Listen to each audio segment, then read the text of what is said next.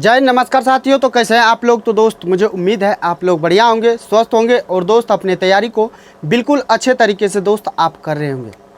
तो आइए दोस्त आज की इस वीडियो में शुरू करेंगे, यानी टाइप 5 यहाँ से हमारा शुरू होगा। अगर आप पिछले वीडियो को नहीं देखे हैं तो जाके देख लीजिएगा मेरे भाई। बिल्कुल आसान तरीक़ा से आसान भाषा में आपको समझाने का प्रयास किए हैं और आपको समझ में भी आ रहा होगा। अगर आप हमारे नए व्यूअर हैं तो वीडियो को अंत तक दोस्त आप देखिएगा। अगर पसंद नहीं आएगा तो आप कमेंट तो कीजिएगा ही और वीडियो को छोड़ के चले जाना है। अगर आप अंत तक बने रहते हैं तो दोस्त आपको पता चलेगा जो आपको समझ में आ रहा है या नहीं आ रहा है। तो आपसे रिक्वेस्ट है आप वीडियो को अंत तक देखिएगा। तो मेरे भाई मेरे साथी आइए नेक्स्ट सवाल पे आते हैं और आज की इस वीडियो में शुरू करेंगे टाइप 5 से। और देखिएगा टाइप 5 से शुरू करेंगे, यानी मुझे उम्मीद है आपको जो 97 नंबर सवाल तक दिए थे बनाने के लिए आप बना लिए होंगे। आइए 98 नंबर सवाल से बनाना शुरू करते हैं और आपको आसानी से समझाएंगे और आपको समझ में आ जाएगा। तो आइए देखिए 98 नंबर सवाल क्या कह रहा है। कहा एक वर्ष के लिए 18% साधारण ब्याज पर 16,000 रुपये निवेश किया और उसी अवधि के लिए 18% साधारण ब्याज पर एक अन्य निवेश करता है। कुल निवेश पर 10% का लाभ प्राप्त होता है। तो निवेश की गई कुल राशि बता दीजिए। तो भैया कुछ नहीं है सवाल में, सवाल को बनाना है किससे, तो एलिगेशन मेथड से। चाहे तो आप इसको बेसिक से भी बना सकते हैं, लेकिन आपको आसान बनाने के लिए, आसान तरीक़ा से समझाने के लिए एलिगेशन से शुरू करेंगे, एलिगेशन मेथड से सॉल्व करेंगे। तो कहा एक वर्ष के लिए हमारा ब्याज कितना हो जाएगा। तो SI बराबर होता है R इंटू टी, यानी रेट है 8% और टाइम है 1 साल, यानी 8% होगा। तो पहले पॉइंट पे पहले बात और दूसरे पॉइंट पे दूसरी बात, यानी एक साल के लिए 16,000 को 8% पे लगा रहा है। उसके बाद एक अन्य राशि है जिसको 18% पे लगा रहा है और 1 साल के लिए, तो दूसरा कह रहा है 18% हो जाएगा ब्याज। और ओवरऑल जो कहा मेरे भाई कहा 10% का लाभ हुआ। तो यहाँ जो होगा यहाँ हमारा प्रिंसिपल का रेशियो हो जाएगा। अब बड़ा में से छोटा को घटाइए, 18 में से जब आप 10 घटाइएगा तो ये हो जाएगा 8%। 10 में से 8 घटाइएगा तो ये 2%। प्रतिशत कटेगा, 2 1 2, 2 चौके 8। अब देखिए सवाल में पहला केस में यानी 8% जो रिलेटेड है वो किससे रिलेटेड है, तो 16,000 रुपया पे क्या कर रहा है, तो दे रहा है। यानी इस 4 का वैल्यू क्या है, तो 16,000 है। मेरे भाई जानते हैं ये 16,000 तो है, ये 4 का वैल्यू है, लेकिन सवाल में कहा टोटल कितना रुपया निवेश किया गया था, यानी दोनों मिला के कितना निवेश किया था। तो 4 यूनिट यहाँ 1 यूनिट यहाँ, यानी टोटल कितना निवेश किया, 5 यूनिट। तो 5 यूनिट का वैल्यू निकाल लीजिए। 4 चौका होता है 16, यानी 4 5 20, अब 20 पे 3 गो 0, 20,000 हो जाएगा। मेरे भाई क्लियर हुआ, समझ में आया। अगर नहीं समझ में आया तो और सवाल है, शांति बना के धैर्य बना के देखिए आपको समझ में आएगा। आइए आते हैं नेक्स्ट पे और नेक्स्ट नंबर सवाल को देखिएगा। नेक्स्ट नंबर सवाल को पढ़िए सवाल क्या कह रहा है, पहले पढ़िए उसके बाद आपको समझ में आएगा जो सवाल क्या कह रहा है। आइए 99 नंबर सवाल पे कहा 5,000 रुपये की राशि पर कुछ भाग साधारण ब्याज की, यानी 5,000 रुपया है, उसको 2 भाग में बांट रहा है। कितना में बांट रहा है ये पता नहीं है, लेकिन उसको बांट रहा है। पहले भाग पे 5% के रेट से, दूसरे भाग पे 10% वार्षिक दर पर उधार दिया गया। 5 वर्ष के बाद ब्याज के रूप में प्राप्त कुल राशि 1750 थी। तो साधारण ब्याज में 10% वार्षिक दर पर उधार दी गई धनराशि कितना है। 5,000 तो मेरे भाई टोटल है। तो क्या बताए एलिगेशन मेथड से, पहले पॉइंट पे पहली बात, यानी 5% के रेट से दे रहा है और कितना साल के बाद, 5 साल के बाद, यानी ब्याज जो होगा 5 25% होगा ना, तो ये हो जाएगा 5 25% होगा। उसके बाद दूसरे पॉइंट पे क्या करना है, 10% के हिसाब से 10% के रेट से 5 साल के लिए ब्याज क्या होगा, तो 10 5 50 हो जाएगा।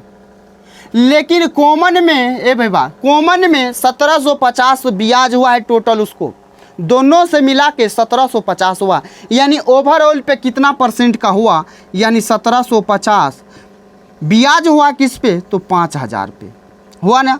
उसके बाद आप परसेंटेज में निकालिएगा तो 2 0 से 2 0, 1 0 से 1 0, 5 से काटिएगा 5 3 15, 5 25, यानी कॉमन आया 35%। समझ में आया। अब यहाँ से निकालिए, अब निकालिएगा मेरे भाई। तो अब देखिए निकालना है आपको, तो देखिए घटाइए बड़ा में से छोटा को, तो यहाँ हो जाएगा 15%, यहाँ घटाइएगा तो ये हो जाएगा 10%। प्रतिशत प्रतिशत कटेगा, 5 दूना होता है 10, 5 तिया होता है 15। ये किसका रेशियो है? तो ये प्रिंसिपल का रेशियो है मेरे भाई। यानी 25% जो ब्याज मिलता उसको किस पे? तो 3 यूनिट पे, और 50% जो ब्याज मिलता किस पे? तो 2 यूनिट पे। एक बात को बताइए, टोटल राशि कितना है आपका अमाउंट? प्रिंसिपल 5000 है, यानी इसका और इसका सम कितना है? 5000 है। अगर हम ये कह सकते हैं ये 5000 जो है ये दोनों का सम है, यानी ये 5 का वैल्यू है। सवाल में क्या कहा? तो 10% पे कितना रुपया उधार दिया गया था? 10% यानी दूसरा है, 10% इसमें इंक्लूड है, यानी इसके। तो इसके नीचे में कितना यूनिट है? 2 यूनिट इसका प्रिंसिपल है, तो 2 यूनिट का निकाल लीजिए। 5 से काटिएगा एक बार में, यानी ये हो जाएगा 2000। होगा ना? समझ में नहीं आया? आया समझ में कि नहीं आया मेरे भाई? इसका राइट आंसर हो जाएगा ऑप्शन ए। तो समझ में मुझे उम्मीद है आपको आ गया होगा। आइए आते हैं नेक्स्ट नंबर सवाल पे। नेक्स्ट नंबर सवाल को पढ़िएगा और समझिएगा। नेक्स्ट नंबर सवाल वही टाइप है और आपसे सॉल्व हो जाएगा, यानी 100, 101 भी सॉल्व हो जाएगा। आइए आते हैं 102 नंबर सवाल पे। कहा अनिल 7200 रुपया दुबे को 3 वर्ष के लिए और 8400 रुपया राघव को 4 वर्षों के लिए समान साधारण ब्याज दर पर उधार देता है, और ब्याज के रूप में उसने कुल 4968 रुपया प्राप्त करता है। प्रति वर्ष साधारण ब्याज की दर बताइए। प्रति वर्ष पूछा है। 7200 रुपया अनिल दुबे को दे रहा है, कितना के लिए? 3 साल के लिए। और क्या कर रहा है? 8400 रुपया दे रहा है 4 वर्ष के लिए, उसी रेट पे कितना? 4 साल के लिए। तो टोटल ब्याज कितना निकल के आ रहा है भैया? 4968। देखिए आप ये बात आपको बताए, SI1 प्लस SI2 बराबर होता है टोटल SI। होता है ना?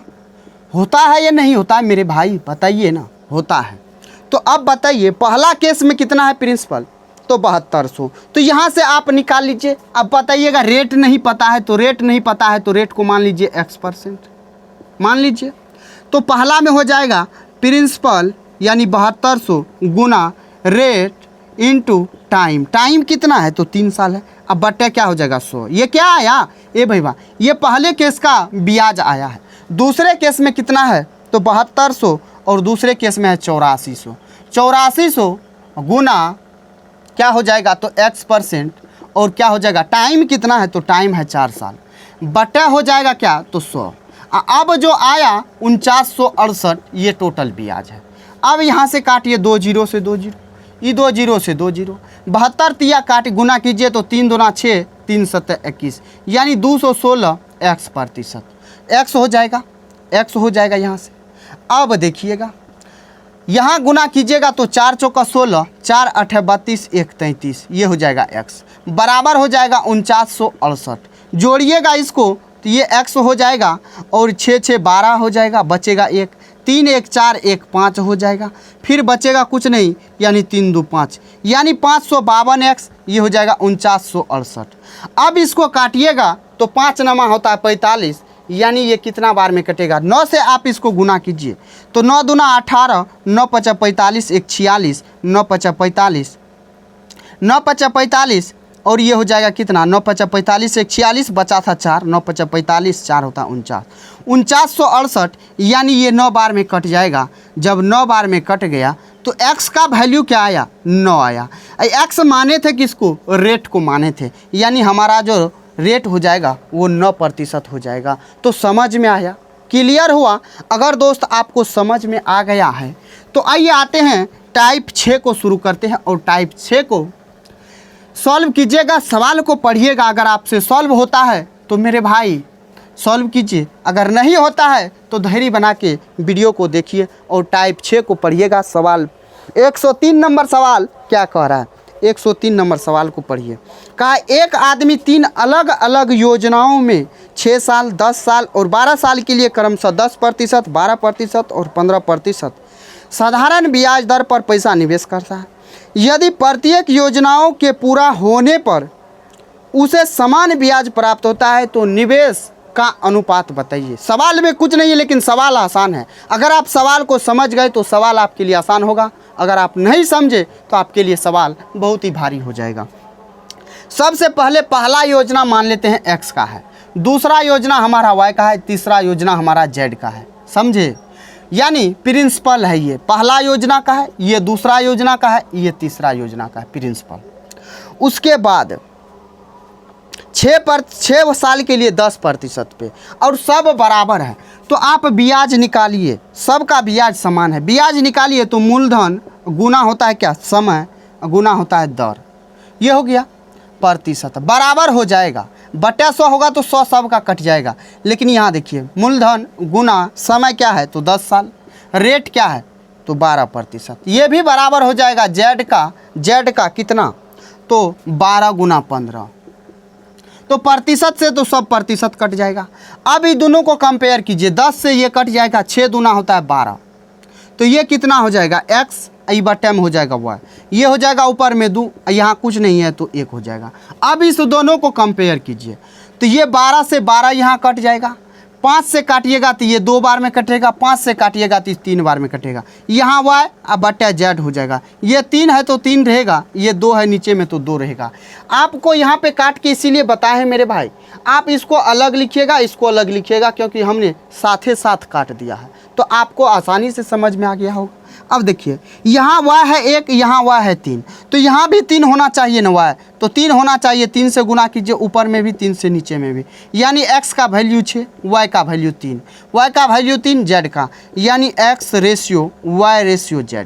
x है 6 अनुपात y है कितना 3, z है कितना 2, यानी निवेश किया गया पूंजी का अनुपात यही हो जाएगा 6:2:3, 6:3:2, जो आपके ऑप्शन सी में दिया हुआ है।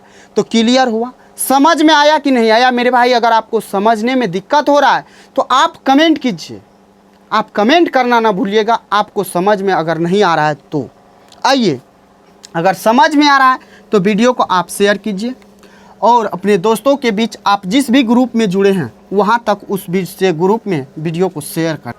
आइए 104 नंबर सवाल पे आते हैं। 104 नंबर सवाल देखिएगा, कहा 2600 रुपये की धनराशि को 2 भाग में इस प्रकार विभाजित करके उधार दिया गया था कि पहले भाग पर प्रतिवर्ष 10% की दर से 5 वर्षों का साधारण ब्याज, दूसरे भाग पर प्रतिवर्ष 9% की दर से 6 वर्षों के साधारण ब्याज के बराबर है। तो 10% वार्षिक दर पर दी गई राशि कितना था? अरे दोनों का जब बराबर है तो दोनों का बराबर कर दीजिए ना। सवाल तो आसान है, सवाल देखिएगा, दोनों बराबर है मेरे भाई। ब्याज जो है ये भाई सुनिए, दोनों बराबर है, लेकिन 2600 को क्या कर रहा है, 2 भाग में बांट रहा है। तो अब यहाँ पे देखिएगा आप, तो सबसे पहले ऐसे भी मान सकते हैं, जैसे एक राशि x है तो दूसरा राशि 2600 माइनस x, ये भी हो सकता है। आप इसको भी अपना के बना सकते हैं, लेकिन आप देखिएगा तो 10% पे दे रहा है 5 वर्षों का, और दूसरे भाग पर 9% की दर से दे रहा है कितना, तो 6 सालों के लिए, और कहा ब्याज बराबर है तो 10% के रेट पे बताइए। तो अब यहाँ पे देखिए, आप चाहे तो इस पे बना सकते हैं, चाहे तो मेरे भाई आप दूसरा मेथड भी अपना सकते हैं। तो दूसरा मेथड देखिए कैसे करना है, तो मेरे भाई आप ऐसे समझिएगा। तो पहला पे जो ब्याज हो जाएगा, पहला मान लीजिए x है, पहला क्या है तो x है, ये तो आपको समझाने के लिए किए, लेकिन आप यहाँ पे इस तरीके से नहीं बनाइएगा, इस तरीके से बनाइएगा तो आपका कैलकुलेशन भास्ट हो जाएगा। तो मान लीजिए पहला क्या है तो x है, दूसरा y है, पहला भाग x, दूसरा भाग y। तो पहले पे जो ब्याज होगा तो इसका क्या हो जाएगा, x है राशि, तो x का कितना हो जाएगा तो 10×50%, 10×50% होगा, बराबर हो जाएगा y के कितना परसेंट, तो y के 9×54% होगा कि नहीं होगा। तो ये कट जाएगा, यहाँ काटिएगा तो ये कटेगा 25 बार में, ये कटेगा 27 बार में। तो x अब बटे में हो जाएगा y, बराबर हो जाएगा 27, अब बटे हो जाएगा 25।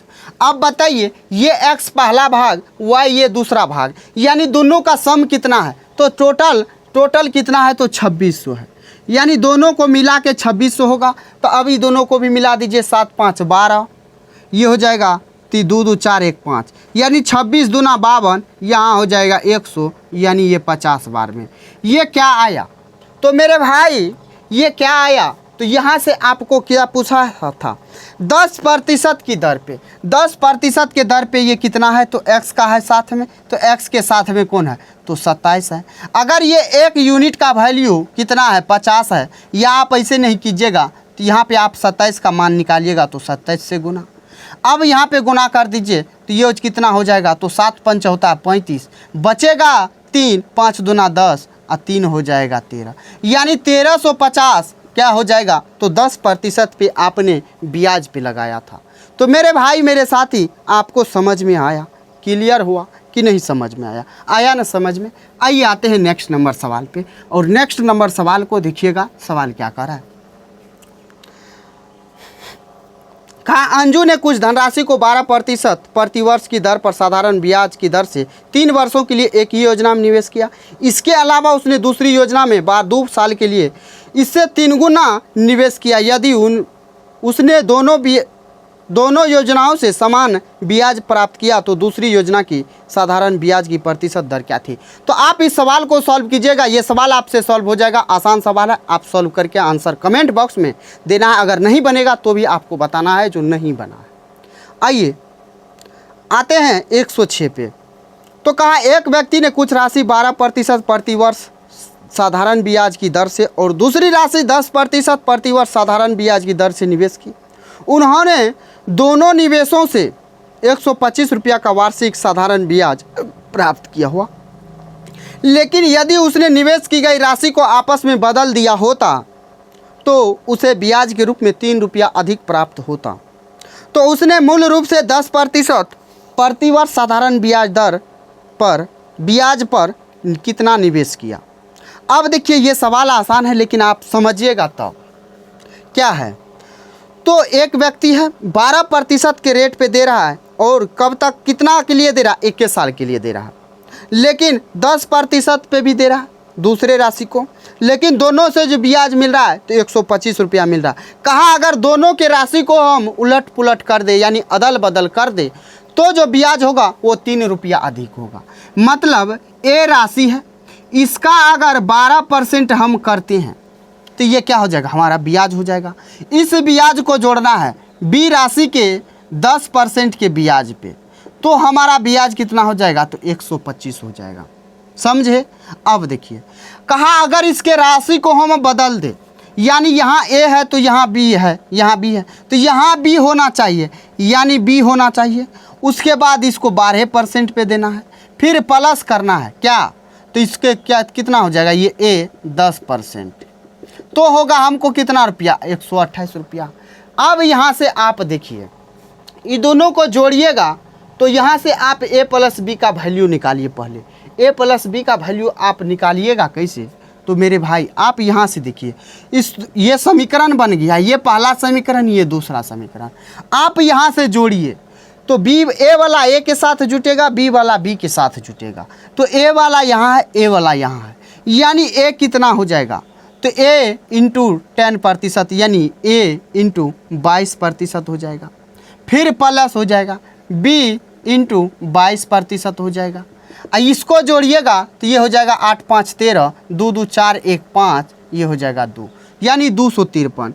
22% आप कॉमन लीजिए, a प्लस बी का वैल्यू यहाँ रखिए, तो यहाँ हो जाएगा 253। अब ये 22/100 है, 22% यानी 22/100 है, तो 100 भाग में है तो इस साइड गुना में हो जाएगा 100। अगर ये गुना में है तो ये भाग में हो जाएगा, ये गुना में है तो ये भाग में हो जाएगा, यानी यहाँ नीचे हो जाएगा।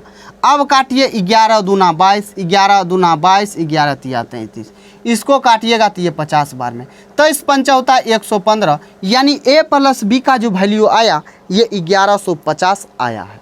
अब इसी दोनों को घटाइए आप, इसी दोनों को जब घटाइएगा तो मेरे भाई जानते हैं कितना आएगा? तो आप जब घटाइएगा तो b माइनस ए बराबर आएगा 3, b माइनस ए बराबर क्या आएगा? तो 3 आएगा। क्लियर हुआ? समझ में आया? आप इस दोनों को घटाइएगा, जोड़ के दिखा दिए, आप घटाइएगा तो b माइनस ए आएगा 3। अब यहाँ से आप चाहे तो b का वैल्यू निकालिए या a का, यहाँ से a बराबर लिखिए तो 1150 माइनस बी हो जाएगा, ये ए का वैल्यू। तो बी माइनस 1150 माइनस हो जाएगा क्या बी, बराबर हो जाएगा 3। अब यहाँ पे आप देखिए ये माइनस प्लस का चिन्ह को हटाइए, बी माइनस हो जाएगा, minus plus minus 1150 minus minus हो जाएगा प्लस बी हो जाएगा, बी हो जाएगा। आइए अब इसको देखिए यहाँ 3 हो जाएगा, ये उस साइड जाएगा तो जुट जाएगा, ये हो जाएगा 2b, 2b हो जाएगा क्या, तो ये दोनों जुट जाएगा तो यानी हो जाएगा कितना, तो ये हो जाएगा 53, हो जाएगा 53। अब देखिए मेरे भाई मेरे देखिए यहाँ दोस्त थोड़ा सा मिस है, ए बी माइनस ए जो आएगा ये आएगा 150 आपका, ये क्या आएगा तो 150 आ जाएगा। आप देख लीजिएगा आपको 150 आ रहा होगा। अब ये जो 150 होगा तो ये उस साइड जाएगा तो ये जुट जाएगा, यानी 11 एक 12 एक 1300 हो जाएगा, ये 2b हो जाएगा। यानी b का वैल्यू जब निकालिएगा तो ये भाग दीजिएगा तो 650 आ जाएगा। तो मेरे भाई मेरे साथी, मुझे उम्मीद है आपको ये सवाल क्लियर हो गया होगा, समझ में आ गया होगा। अगर दोस्त समझने में कहीं दिक्कत होगा तो आप कमेंट में ज़रूर बताइएगा जो आपको समझ में नहीं आया है। अगर नहीं आएगा तो फिर से लिए दोस्त आपके लिए इस सवाल के लिए प्रॉपर आपका वीडियो आएगा, समझे। अगर आपको समझने में कहीं दिक्कत होगा तो आप वीडियो को पीछे कीजिएगा और समझिएगा, आसानी से समझाएं, आपको समझ में आएगा। बस यहाँ आप समझ गए ना ये दोनों को, तो आपको यहाँ समझने में कहीं दिक्कत नहीं होगा, समझे। तो आइए आते हैं नेक्स्ट नंबर सवाल पे, और नेक्स्ट नंबर सवाल को देखिएगा, सवाल कह क्या रहा है, सवाल को बनाना कैसे है मेरे भाई, तो देखिएगा। यानी आपसे कहा सुरेश 24% की वार्षिक साधारण ब्याज की दर पर 80,000 रुपये उधार लेता है और रमेश 20% की वार्षिक साधारण ब्याज पर 9100 रुपया उधार लेता है, तो उसके ऋणों के मिश्रधन के कितने वर्षों में समान हो जाएंगे, कितने वर्ष में समान हो जाएंगे, ये बात पूछा है। आइए मिश्रधन पूछा है, बराबर हो जाएगा कितने साल में। तो एक बात बताइए, तो पहले का जो मिश्रधन होगा यानी 80,000 तो जुटे होगा ही, अब प्लस हो जाएगा क्या इसका ब्याज हो जाएगा क्या, तो मूलधन गुना समय गुना दर। तो टाइम कितना है, तो 1 साल। देखिए कहा दोनों का मिश्रधन बराबर हो जाना चाहिए, दोनों का मिश्रधन बराबर, इसीलिए हम पहले भाग का मिश्रधन निकाल रहे हैं, उसके बाद बराबर करेंगे दूसरे भाग का भी मिश्रधन। ये तो हमारा मूलधन हो जाएगा 80,000, ये हमारा ब्याज है, ये हमारा क्या है तो ब्याज है। तो ये मूलधन प्लस ब्याज बराबर होता है मिश्रधन। इधर भी निकालेंगे 91,000 वाला का मिश्रधन, दोनों का अगर बराबर कर देंगे तो हमारा बराबर हो जाएगा।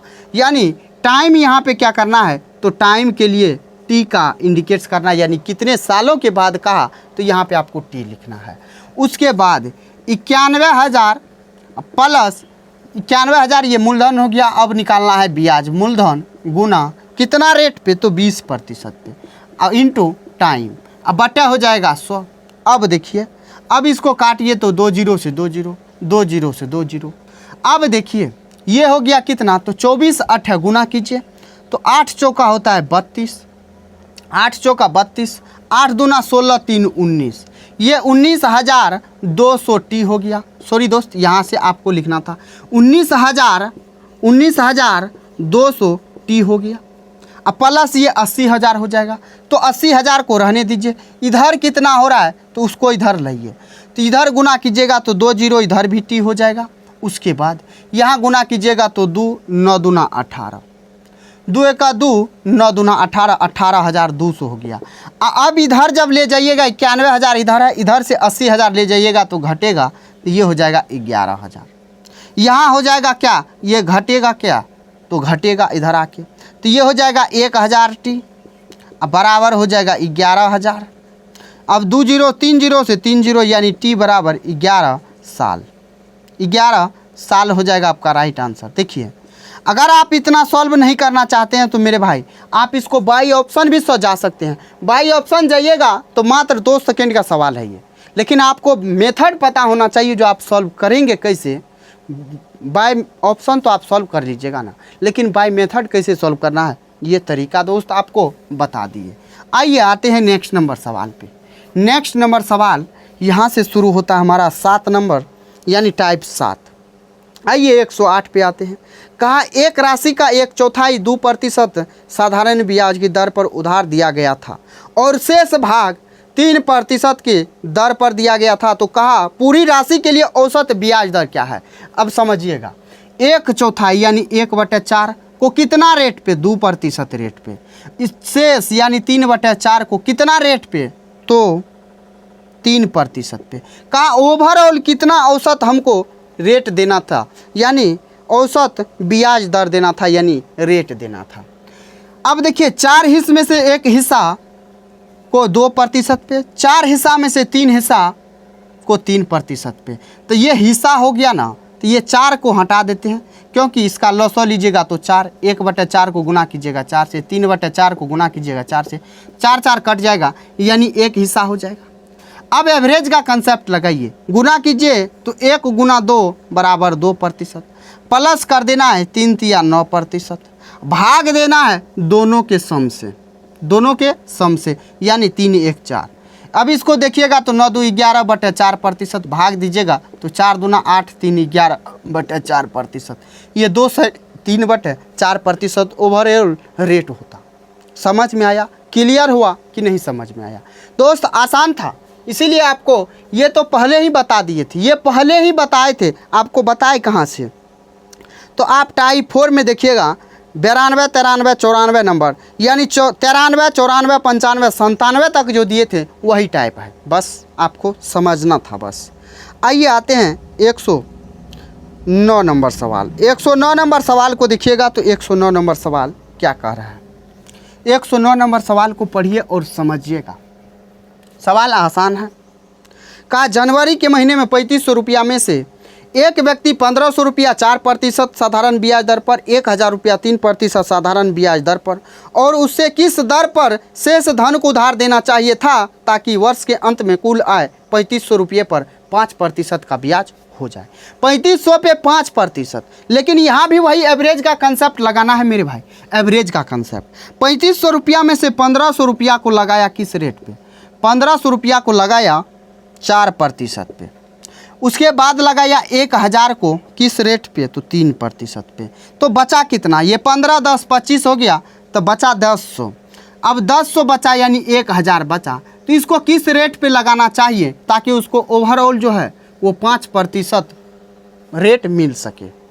तो यहाँ भी आप एवरेज का कंसेप्ट यूज कीजिए। तो सबसे पहले इसका क्या लीजिए, तो 0 से 0 सब का काट दीजिए, 5 से काटिएगा 5 तिया 15, 5 दूना 10, फिर 5 दूना 10, समझे। अब यहाँ से गुना कीजिए, 4 तिया 12% प्लस 3 दूना 6% प्लस 2x, आई भाग देना किससे, सब के सम से, 2 2 4 3 7, ओवरऑल जो आएगा, ओवरऑल क्या है 5% है, तो ओवरऑल 5% आएगा हमारा आंसर।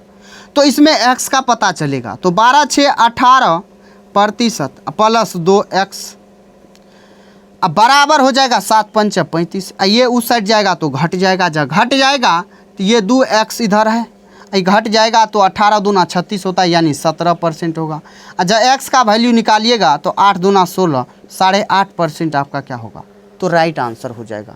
तो मेरे भाई मेरे साथी, आपको समझ में आया, क्लियर हुआ कि नहीं समझ में आया? तो मुझे आशा है, मुझे उम्मीद है आपको समझ में आ गया होगा। आइए आते हैं नेक्स्ट नंबर सवाल पे, और नेक्स्ट नंबर सवाल को देखिएगा। सवाल क्या करा, 110 नंबर सवाल। 110 नंबर सवाल को पढ़िएगा, समझिएगा। कहा एक निश्चित साधारण ब्याज की दर पर 800 रुपये की राशि 3 वर्षों में बढ़कर 920 हो जाती है। यदि ब्याज दर में 4% की वृद्धि होती तो राशि बढ़कर कितना हो जाता। राशि बढ़कर हो जाएगी, डैश हो जाएगी, यानी कितना हो जाएगा, यानी 3 साल में ब्याज मिला है कितना, 920 हो गया, यानी 800 रुपया का, यानी 120 रुपया ब्याज मिला। कितना ब्याज मिला, तो 120 मिला। 920 तो हो गया, ये क्या हो गया, मिश्रधन हो। कहा कितना हो जाएगी, यानी हो जाएगी का मतलब मिश्रधन। अब बताइए, रेट कुछ भी रहा होगा, लेकिन हमको जो ब्याज एक्स्ट्रा लगता 3 साल के लिए 4% का वृद्धि हो रहा, यानी 4 या 12% हमको एक्स्ट्रा लगता। किस पे लगता? ये 12% एक्स्ट्रा हमको किस पे लगता? 800 पे न लगता। अरे यहाँ तो 800 से 920 हो रहा है, 920 हो रहा है। किस रेट पे हो रहा है नहीं पता है, लेकिन ब्याज तो पता है ना 120 बढ़ रहा है। अगर इसमें 4% एक्स्ट्रा होता तो हमारा ब्याज कितना बढ़ता? अरे ये तो हो गया 120 जिस भी रेट से होगा, लेकिन अब जो रेट कहा 4% एक्स्ट्रा, 4% प्रतिवर्ष वृद्धि करके, तो 3 वर्ष में यानी 4 या 12% हमको और एक्स्ट्रा ब्याज मिलता। यानी 12 चौका 48, सॉरी 12 8 96, यानी 96 रुपया और अधिक मिलता। 12 8 96 और अधिक मिलता कब? जब 4% हमारा रेट अधिक होता।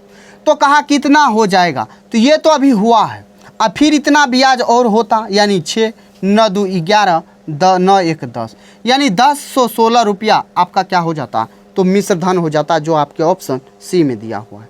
तो मेरे भाई मेरे साथी, आपको समझ में आया, क्लियर हुआ? आइए आते हैं नेक्स्ट नंबर सवाल पे। नेक्स्ट नंबर सवाल को देखिएगा, सवाल क्या कह रहा है, सवाल को पढ़िएगा। कहा मिस्टर राम साधारण ब्याज प्राप्त करने के लिए 4 वर्षों के लिए 2% प्रतिवर्ष की दर से 12,200 रुपये की राशि का निवेश करता है।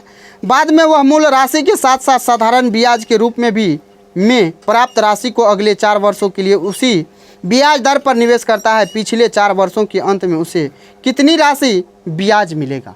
देखिए 12,200 रुपया दिया, कितना के लिए दिया? 4 वर्ष के लिए 2% पे, यानी ब्याज जो होगा, ब्याज 12,200 रुपया है। इस पे ब्याज देगा कितना? 4 दूना 8%, 8% देगा, 2020 गुना कीजिए तो 8 दूना 16, 8 दूना 12 8 96 1 97, यानी 976 रुपया ब्याज यहाँ से आएगा। कितना आएगा? तो ब्याज आ जाएगा। लेकिन कहा ये जो ब्याज है और ये जो मूलधन है, दोनों को मिला दिया, दोनों को मिलाया, यानी 12,000 जोड़िएगा तो ये हो जाएगा 76, ये हो जाएगा 9 2 11, फिर हो जाएगा ये 12 1 13, 13,176 जोड़िएगा तो 6 हो जाएगा, फिर यहाँ 7 हो जाएगा, फिर 9 2 11 हो जाएगा, फिर 2 1 3, यानी 13,176 रुपया हो गया। अब इसको वो क्या किया? फिर ब्याज पे लगा दिया, इसको फिर ब्याज पे लगा दिया। कितना? कहा क्या? मूल राशि के साथ साथ साधारण ब्याज के रूप में प्राप्त राशि को अगले 4 वर्षों के लिए उसी ब्याज दर पर निवेश कर दिया। 4 वर्ष के लिए इसी रेट पे दे दिया। तो रेट क्या था? 2%, और कितना के लिए? 4%, यानी आपको यहाँ से मिश्र धन निकालना है 108%, क्योंकि ब्याज हो जाता 4 दूना 8%। फिर इस राशि पे जैसे होगा तो आपको मिश्र धन ना चाहिए, यानी ब्याज कहाँ है? तो ब्याज कहाँ है मेरे भाई? तो 8%। यहाँ से देखिएगा, यहाँ से देखिएगा तो आपको क्या चाहिए? ब्याज चाहिए, यानी ब्याज चाहिए। पिछले वर्ष कितनी राशि का साधारण ब्याज मिलेगा? यानी 8%। यहाँ से भी, तो यहाँ से आप गुना कीजिए, 8 6 के 48 बचेगा 4, 8 7 56, 4 होता है 60, फिर बचेगा क्या? 6, 8 6 14, फिर बचेगा कितना? 1, 8 3 24, 1 होता है 25, फिर यहाँ 8 8 2 10, ये 2 अंक के बाद दशमलव, यानी 1,054 रुपया 8 पैसा आपका क्या हो जाता? तो राइट आंसर हो जाता। देखिए यहाँ पे इसीलिए नहीं, आपको अब कहा पिछले 4 साल के लिए, यानी ये जो 4 साल पे इस रुपया को लगाया इसी के लिए ब्याज कहा है, यानी इस 108 नहीं निकालते, मिश्र धन नहीं निकालते, आपको ब्याज निकालना था। तो मेरे भाई आपको क्लियर हुआ, समझ में आया? आइए आते हैं नेक्स्ट नंबर सवाल पे। तो मेरे भाई 12 आप ट्राई कीजिएगा, 12 आपसे सॉल्व हो जाएगा, अगर नहीं होगा तो भी आप कमेंट कीजिएगा, आपको ज़रूर बताएंगे। कहा कुमार ने आरिफ को 10% प्रतिवर्ष की साधारण ब्याज दर पर 3 वर्षों के लिए एक राशि उधार दी। आरिफ ने यह राशि को नरेश को 20% प्रतिवर्ष की दर पर 3 वर्षों के लिए उधार दे दी। यदि 3 वर्ष के बाद आरिफ को प्राप्त ब्याज 1560 रुपया था, तो कुमार ने आरिफ को कितनी राशि उधार दी थी? समझिएगा, एक है कुमार है, आरिफ है। कुमार ने आरिफ को दिया, यानी आरिफ को दिया। आरिफ ने क्या किया? तो नरेश को दिया। ये किसको दिया? तो नरेश को दिया। समझिएगा, ये जो दिया ये किस रेट पे दिया? तो 10% पे 3 साल के लिए। और ये जो इसको दिया नरेश को, ये दिया 20% के लिए 3 साल के लिए। अब बताइए इससे इसको ब्याज जो हुआ, इसको ब्याज मिला है कितना जानते हैं? 1560। लेकिन कब मिला इसको? इससे कुमार से लिया आरिफ, आरिफ से लिया नरेश, नरेश जो इससे लिया इतना ब्याज यानी 60%, और इसको देना था कितना? 30%। ये आरिफ लिया है 60% ब्याज, लेकिन आरिफ कुमार को दिया कितना? तो 30%। तब न जाके उसको 1560 रुपया बचा है कि वो यहाँ से नरेश से लेगा, उसी के बाद बच जाएगा 60%, कि उसके बाद बच जाएगा 1560। ऐसा नहीं, वो कुमार से लिया है तो कुमार को देने के बाद उसके पास 1560 बचा है, यानी 1560 उसके पास बचा है। बचेगा कब? जब वो कुमार को दे देगा, यानी कुमार को कितना परसेंट देगा? 30%। उसके पास है कितना? 60%, यानी 30%। दोनों का अंतर हो जाएगा 30%।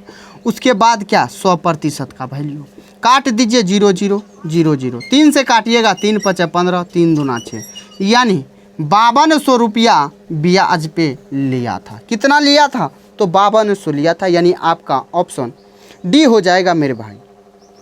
और ये सवाल 114 नंबर सवाल आसान है, लेकिन आइए आपको बता ही देते हैं। सवाल आसान है, आपको पहले बता देते हैं, समझिएगा। कहा मीना ने एक बैंक से कार के लिए 2,75,000 रुपये का ऋण लिया। 2,75,000 का ऋण लिया है बैंक से, 2,75,000 का ऋण लिया। कहा इसके लिए देगा कितना? 8% के रेट से देगा ब्याज, और कब तक देगा? 3 साल के लिए देगा, यानी यहाँ से 124% का वैल्यू आपको निकालना पड़ेगा। क्यों निकालना पड़ेगा? तो 8 साल के लिए SI बराबर क्या होता है? R × T। रेट है 8%, टाइम है 3 साल, यानी 8 या 24%, तो इसका क्या हो गया? ब्याज हो गया। लेकिन बैंक को जो चुकाएगा तो ब्याज के साथ साथ मूलधन भी चुकाएगा। 100% जोड़ के निकालना है। इसको काटिएगा तो काट दीजिए, गुना कीजिएगा तो 3,41,000 आपका हो जाएगा। ये 3,41,000 उसको बैंक को देना है। लेकिन सवाल को समझिएगा, डायरेक्ट आपको समझा रहे हैं। वो 3,35,000 रुपया देती है बैंक को, और उसके बाद एक स्कूटर देती है। तो कहा स्कूटर का कीमत क्या है? 3,35,000 वो कैश देती है, उसको देना था 3,41,000, लेकिन 3,35,000 देती है, और एक स्कूटर देती है, और इसमें प्लस स्कूटर भी देती है। स्कूटर जब देती है तो मेरे भाई कितना उसका रुपया बचता है? स्कूटर 3,35,000 रुपया दी, एक स्कूटर थी, लेकिन उसको रुपया देना था 3,41,000। तो 3,35,000 जब घट जाएगा तो 6,000 बचेगा, यानी रियल में स्कूटर का वैल्यू क्या था? स्कूटर का दाम कितना था? 6,000 था। समझ में आया? यानी आपका राइट आंसर हो जाएगा ऑप्शन बी। तो मेरे भाई मेरे साथी, अगर आपको समझ में आ गया है, अगर आपको वीडियो पसंद आया होगा तो वीडियो को आप लाइक करना, चैनल को सब्सक्राइब कर लेना, और अपने दोस्तों के बीच वीडियो को शेयर कर देना, ताकि दोस्त उसके लिए भी हेल्प हो सके।